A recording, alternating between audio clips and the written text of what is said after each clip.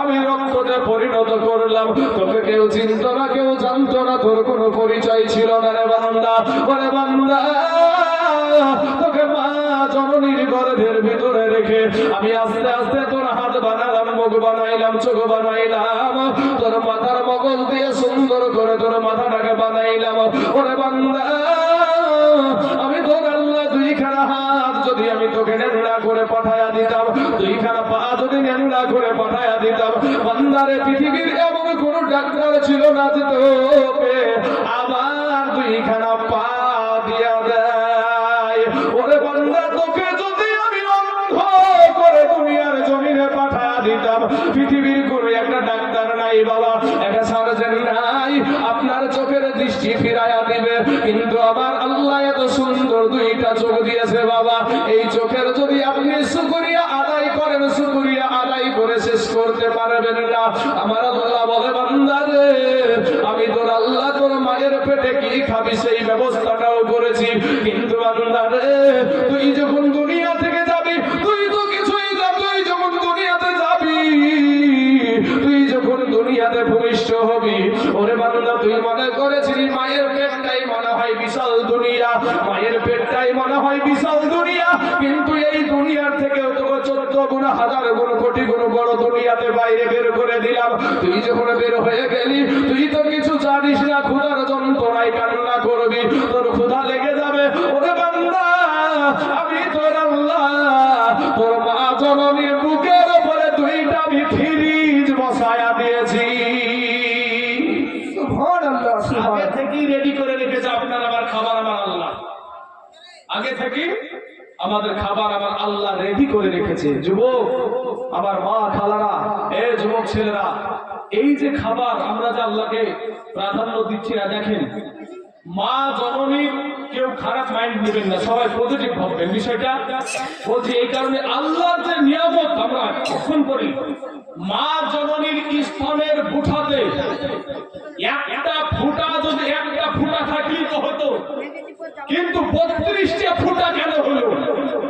আমার আল্লাহ বলে, বান্দা, একটা ফুটাতে যদি ও দুগ্ধ আসে, অনেক দুগ্ধ আসবে, আর অনেক দুগ্ধ যদি আমাদের গলাতে যায়, ছোট বাচ্চা, নরমাল কচি বাচ্চা, ওই গলাতে অনেক দুগ্ধ গেলে তার নিঃশ্বাস বন্ধ হয়ে যাওয়ার সম্ভাবনা থাকে। তাই মা জননীর স্তনের বুঠাতে 32টা ছোট্ট ছোট্ট ছিদ্র দিয়ে ঝিরঝির ঝিরঝির করে দুগ্ধ আসে, সন্তান সুধা করে পান করে, কোনো অসুবিধা ঘটে না। কিন্তু যুবক রে, ও ভাই, সেই আল্লাহকে আমরা স্বীকার করতে রাজি না। সেই আল্লাহ, যে আল্লাহ আপনাকে, আপনি তো ভাত খেতে পারতেন না, আপনি তো রুটি খেতে পারতেন না, কি খেয়ে বেঁচে থাকতেন? কোন ডাক্তার ভেবে রেখেছিল?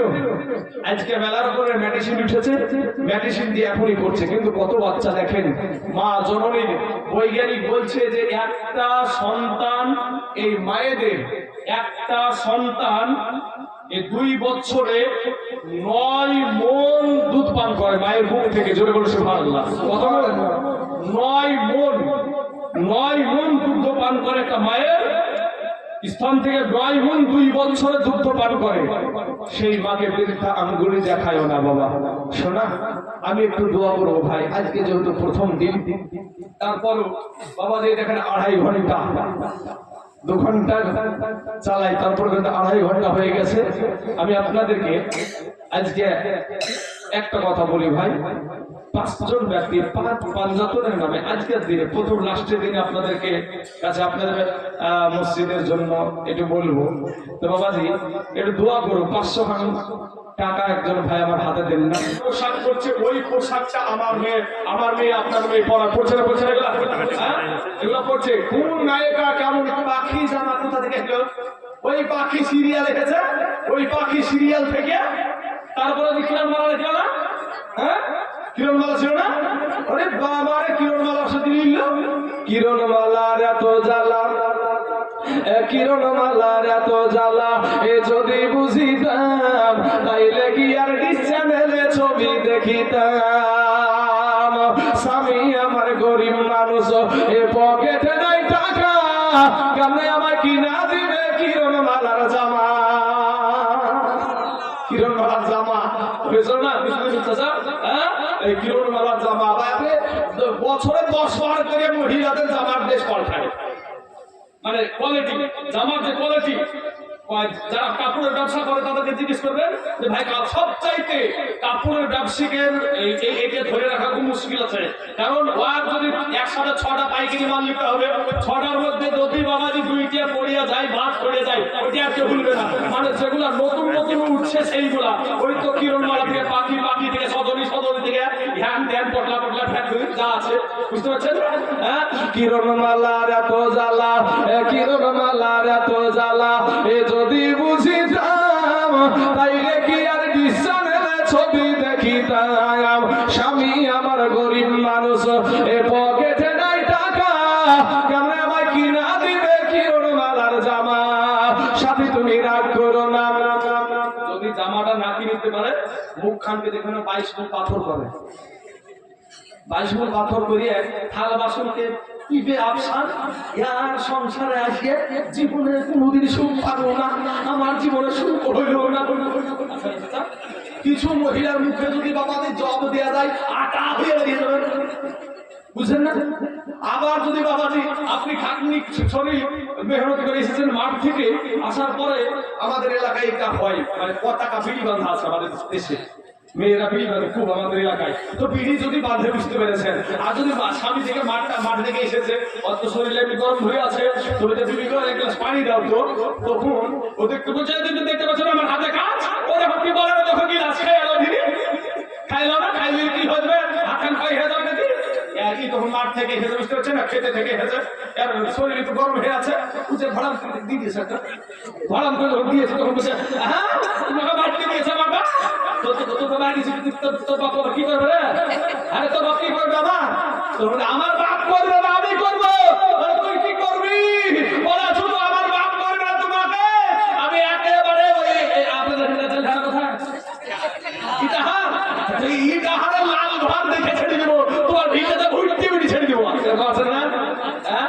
আমাদের সমাজে কিন্তু কিছু মহিলা আছে, কিন্তু মা খালারাদেরকে বলে মাগো কিছু কথা হয়তো বলছি এইভাবে, এইটা না যে আপনারা স্বামীর খিজমত করেন না, এরকম না, অবশ্যই স্বামীকে খিজমত করেন, স্বামীর ভালো মন্দর সাথে জড়িয়ে আছেন, তাই তো আমরা সংসার লাভ করি, এইভাবেই তো সংসার করছি। কিন্তু মা খালারা, আমি আপনাদেরকে একটাই পরামর্শ দেবো যে মা, আমি আপনাদের সন্তানের মতন, আমি আপনাদের ভাইয়ের মতো, আপনাদেরকে বলবো আপনাদের সন্তানগুলোকে সুশিক্ষা দিয়ে, মোবাইল দিয়ে না।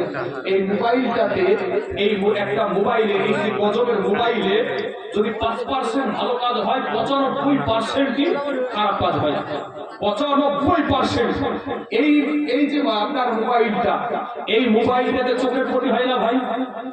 একই লাগাতার যদি মোবাইল দেখি তাহলে চোখের ক্ষতি হয় না? আমাদের চোখের ক্ষতি, ব্রেনের ক্ষতি, হার্টের ক্ষতি, ফুসফুসের ক্ষতি। তারপরে ওই এতটুকু ছেলে থেকে মোবাইল চালাতে শুরু করছে, তাহলে ওই ছেলেটার অসুখ কি করে থামবে বলেন?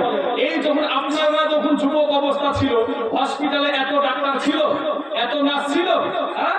আপনি জন্ম হয়েছেন, আমিও জন্ম হয়েছি, কোনো নার্সের প্রয়োজন হয়নি। আপনার মা, আমার মা একটা দাইমা, আগে দাইমা থাকতো, দাই, এখন নার্স, আগে দাই। আপনি ওই দাইমা একটু আমার মায়ের সেবা করেছে, আপনার মায়ের একটু দাইমা সেবা করেছে, ওইতে থেকে আমরা বাবাজি এত সুঠাম হয়ে গেছে। আর আপনার কত মেডিসিন দেখেন, আপনি তো চিবল চিবে ভাত পানি খাবেন না, ট্যাপ সিস্টেম, এই ট্যাপ খেতে খেতে ধ্যাপ হয়ে গেছে, কাটে বসে বাবাজি। শোনা আমার মা খালারা গো, দেখো মা, তোমার এই আচরণের জন্য এই যে মানুষটা এখানে বসে আছে, এই যে মানুষটা বসে আছে, এই মানুষগুলো মা, এটা আমার মেয়েরা যদি এখন হয়, আমাকে এই অবস্থায় মেনে নিতে হবে, কিন্তু এদের মা আপনার আমার বিটির যদি এখন সন্তান হয়, ডাক্তারেরা ইজ্জত দেখতে পাচ্ছে, নার্সেরা ইজ্জত দেখতে পাচ্ছে, বেটা ছেলে ডাক্তাররা সন্তান প্রসব, কিন্তু এই মানুষটার মায়ের কিন্তু একটা পুরুষে তার মায়ের ইজ্জত দেখে না। কিসের কারণে? আমরা হয়ে গেছি দুর্বল, বুঝতে পারছেন? আমাদের আগে ধান হাঁটছে, তারপরে ভাত খাইয়েছে, হ্যাঁ? আর এখন গেছে মেশিন, আর আগে থাকতো ঢিকি, হ্যাঁ? তারপরে যাতা, ঘোড়ার আর 3টের সময় উঠিয়ে ঠান্ডা কিসে ঠান্ডা ঠান্ডা মানে কিছু লাগে না যদি ঘোরাতে শুরু করলে। আর এখন আপনি দেখি যাইয়ে একেবারে আপনার তুমি কোন দিক থেকে বাবা তো ঠিক হবে না, ওর ভাত আমি খাবো না। সমাজে আমার সোনা মানিকের আমার মা খালা শুনেন, আমার নবীজির বিটি যার নাম হলো মা ফাতেমা রাদিয়াল্লাহু তাআলা আনহা, ওনার হাতে ওই জাতা ঘোরাতে ঘোরাতে ফুসকা পড়ে গেছে। ফুসকা পড়ে না হাতে তো, ফুসকা পড়ে গেছে যখন, তো এই গনিমতের মাল কিছু আছে, মানে যুদ্ধে থেকে কিছু মাল এসেছে, কিছু বান্দি নিয়ে এসেছে। তো ওই বান্দিগুলা আমার মা ফাতেমা তার আব্বার জানের কাছে, আমার নবীর কাছে চাইতে গেছে। বলে ইয়া রাসূলুল্লাহ, ইয়া হাবিবাল্লাহ, নবী গো, এই দেখেন আমার আপনার বিটি ফাতেমার হাতগুলা দেখেন গো আব্বা জান, এত কষ্ট হয় আব্বা গো, একটা বান্দি যদি তুমি আপনি আমাকে দেন আমার একটু উপকার হবে। আমার নবী বলল, ফাতেমা,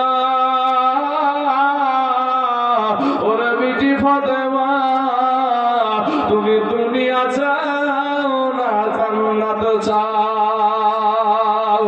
মা ফাতেমা বললেন, ইয়া রাসূলুল্লাহ, ইয়া হাবিবাল্লাহ, নবী গো, আমি দুনিয়ার আরাম চাই না, আমি আল্লাহর জান্নাত চাই। জোরে বলেন সুবহানাল্লাহ।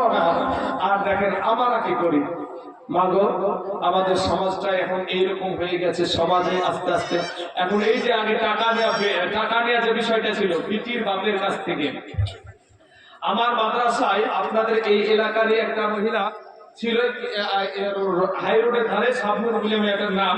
তাছাড়া আরো এখনো 3টে মহিলা আছে এই উত্তর দিনাজপুর জেলার আমার মহিলা মাদ্রাসাতে শিক্ষিকা আছে। তো ওরা বলছিল যে আমাদের এলাকায় মেয়েদের বিয়ে দিতে হলে অনেক টাকার খরচা, মানে ওই শিক্ষিকাদের সাথে কথা বললাম। কিন্তু ভাই আমার নবীজি, আমরা যে মুসলমান, আপনি বলছেন আমি মুসলমান, আমাদের মাদ্রাসার ওই শিক্ষিকার বাড়ি কিন্তু আপনাদের জেলায়, আমার ওই মাদ্রাসায় যে পড়াচ্ছে এটাও কিন্তু আপনাদের একটা গৌরব যে আমাদের উত্তর দিনাজপুরের মেয়ে যাচ্ছে মুর্শিদাবাদে পড়াতে, এটাও কিন্তু একটা আপনাদের গৌরব। তো ভাই ওই মহিলারা যে অনেক টাকা খরচা হয় আমাদের এলাকায় বিয়ে দিতে গেলে, তো কারণ দেখেন মা ফাতেমার বিয়ে দিয়েছে আমার নবীজি, রুকাইয়া, মা রুকাইয়ার বিয়ে দিয়েছে, মা কুলসুমের বিয়ে দিয়েছে, জৈনবের বিয়ে দিয়েছে। 4টে মেয়ে ছিল নবীজি, তো 4টে মেয়ের বিয়ে দিয়েছিল। আমাদের দেশে যে ভাবু বিয়ে হয় এই ভাবু বিয়ে দিয়েছিল, দেখেন ওয়াডা বক্স নিয়েছে বিয়ে হয়েছে। আমাদের সমাজে বক্স নিয়ে এসেছে, বিয়ে বাড়িতে বক্স বাজে না? আরে বাবারে ধুমাধুম এমন বক্স নিয়ে আসে, এই জালসা জুলুসে আসলে বাবাজি মাইকের আওয়াজ উঠে না। আর যখন আপনার ওই বক্স ফিস্ট করে দেখবেন এমন বক্স বাজায়, তো এই কিছু হাত দুর্বল মানুষ যদি হয় ও ধরতে পড়ে যাবে, এমন ভাবে ঘুম ঘুম করে আওয়াজ হয় বুকের কলজে পর্যন্ত কাঁপে। আমি বলবো ভাই, বিটির বাপের কাছ থেকে দাবি করে টাকা নিয়েন না। আর এমন একটা স্বভাব উঠে গেছে আপনারা বিনা দাবি, এখন স্বভাবটা এমন হয়ে গেছে বিনা দাবি বললেও কিন্তু মেয়ের বাপ চাপে করে গেছে, যদি না দিই তখন কি বলবে রে, আরে আমরা তো চাহানো না একবারই কিছু দিল না রে, আমার বিটির এটা তো কথা শুনতে হবে, আরো চাপে পড়ে যায় তখন দিতেই হয়েছে, বুঝতে পারছেন না? আর যারা চাইতো এই চাইতে আর বাড়ির মুড়িয়ে ছাড়া পর্যন্ত চাইতো। আমি বলবো ভাই, তুমি একজন পুরুষ, যারা বিবাহিত পুরুষ তাদের তোর বিয়ে করে ফিরে যান নাই, যারা অবিবাহিত আছো ভাই পরের বিটি টাকা, পরের বাপের টাকা দিও না ভাই। তোমার আল্লাহ তোমাকে মায়ের পেটে তোমাকে জীবিত রেখেছে, কথা বলে ঠিক না ঠিক? আমার আল্লাহ বলে, বান্দা রে, ওরে বান্দা আমি তোকে বড় ভালোবাসি রে বান্দা, ওরে বান্দা আমি তোর আল্লাহ, তোকে আমি দুনিয়ার জমিনে পাঠায়া দিতাম রে বান্দা। আমি একটু পানি থেকে আমি তোর আল্লাহ আমি রক্ততে পরিণত করলাম, তোকে কেউ চিনত না, কেউ জানতো না, তোর কোনো পরিচয় ছিল না রে বান্দা। ওরে বান্দা তোকে মা জননীর গর্ভের ভিতরে রেখে আমি আস্তে আস্তে তোর হাত বানালাম, মুখ বানাইলাম, চোখ বানাইলাম, তোর মাথার মগজ দিয়ে সুন্দর করে তোর মাথাটাকে বানাইলাম। ওরে বান্দা আমি তোর আল্লাহ দুইখানা হাত যদি আমি তোকে নেনুলা করে পাঠায়া দিতাম, দুইখানা পা যদি নেনুলা করে পাঠায়া দিতাম, বান্দারে পৃথিবীর এমন কোন ডাক্তার ছিল না যে তোকে আবার দুইখানা পা দিয়া দেয়। ওরে বান্দা, তোকে যদি আমি অন্ধ করে দুনিয়ার জমিনে পাঠায়া দিতাম, পৃথিবীর কোনো একটা ডাক্তার নাই বাবা, একটা সার্জন নাই, আপনার চোখের দৃষ্টি ফিরাইয়া দিবে। কিন্তু আমার আল্লাহ এত সুন্দর দুইটা চোখ দিয়েছে বাবা, এই চোখের যদি আপনি শুকরিয়া আদায় করেন, শুকরিয়া আদায় করে শেষ করতে পারবেন না। আমার আল্লাহ বলে, বান্দা রে, আমি তোর আল্লাহ তোর মায়ের পেটে কি খাবি সেই ব্যবস্থাটাও করেছি। কিন্তু বান্দা রে, তুই যখন দুনিয়া থেকে যাবি, তুই তো কিছুই না, তুই যখন দুনিয়াতে যাবি, তুই যখন দুনিয়াতে ভূমিষ্ঠ হবি, ওরে বান্দা, তুই মনে করেছিলি মায়ের পেটটাই মনে হয় বিশাল দুনিয়া, মায়ের পেটটাই মনে হয় বিশাল দুনিয়া, কিন্তু এই দুনিয়ার থেকেও তোকে 14 গুণ, 1000 গুণ, কোটি গুণ বড় দুনিয়াতে বাইরে বের করে দিলাম। তুই যখন বের হয়ে গেলি, তুই তো কিছু জানিস না, ক্ষুধার যন্ত্রণায় কান্না করবি, তোর ক্ষুধা লেগে যাবে। ওরে বান্দা, আমি তোর আল্লাহ তোর মা জননীর বুকের উপরে দুইটা আমি ফ্রিজ বসায়া দিয়েছি। সুবহানাল্লাহ, আগে থেকেই রেডি করে রেখেছে আপনার আমার খাবার আমার আল্লাহ, আগে থেকে আমাদের খাবার আমার আল্লাহ রেডি করে রেখেছে। যুবক আমার মা খালারা, এ যুবক ছেলেরা, এই যে খাবার আমরা যে আল্লাহকে প্রাধান্য দিচ্ছি না, দেখেন মা জননীর কেউ খারাপ মাইন্ড নেবেন না, সবাই পজিটিভ ভাববেন বিষয়টা। বলছি এই কারণে আল্লাহর যে নিয়ামত আমরা কখন করি, মা জননীর স্তনের বুঠাতে একটা ফুটা, যদি একটা ফুটা থাকলেই তো হতো, কিন্তু 32টা ফুটা কেন হলো? আমার আল্লাহ বলে, বান্দা, একটা ফুটাতে যদি ও দুগ্ধ আসে, অনেক দুগ্ধ আসবে, আর অনেক দুগ্ধ যদি আমাদের গলাতে যায়, ছোট বাচ্চা, নরমাল কচি বাচ্চা, ওই গলাতে অনেক দুগ্ধ গেলে তার নিঃশ্বাস বন্ধ হয়ে যাওয়ার সম্ভাবনা থাকে। তাই মা জননীর স্তনের বুঠাতে 32টা ছোট্ট ছোট্ট ছিদ্র দিয়ে ঝিরঝির ঝিরঝির করে দুগ্ধ আসে, সন্তান সুধা করে পান করে, কোনো অসুবিধা ঘটে না। কিন্তু যুবক রে, ও ভাই, সেই আল্লাহকে আমরা স্বীকার করতে রাজি না। সেই আল্লাহ, যে আল্লাহ আপনাকে, আপনি তো ভাত খেতে পারতেন না, আপনি তো রুটি খেতে পারতেন না, কি খেয়ে বেঁচে থাকতেন?